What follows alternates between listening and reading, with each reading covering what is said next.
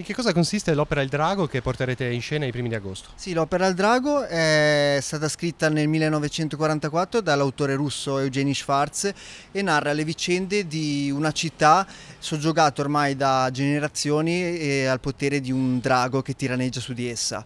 Di fronte alla rassegnazione del popolo nei confronti di questo potere, irrompe un imprevisto che è l'arrivo del prode cavaliere Lancellotto, che spinto dai suoi ideali, diciamo, di cavalleria e dal suo amore per la bella Elsa, decide di sfidare il drago a combattimento. Quindi quale vuole essere il messaggio di Schwartz? L'autore ci tiene a sottolineare che il potere non riguarda solamente gli altri o i potenti della terra, ma è un tema che riguarda ciascuno di noi. Per un vero cambiamento della società sarà necessario prima di tutto un lavoro su se stessi, un cambiare se stessi. È un tema molto attuale anche al giorno d'oggi, non solo quindi riferito alle dittature degli anni 40.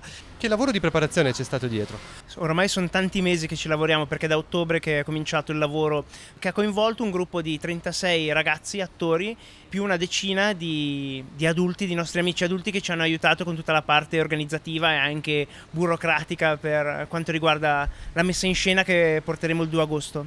Ci ha impegnato tutti per 2 sere a settimana.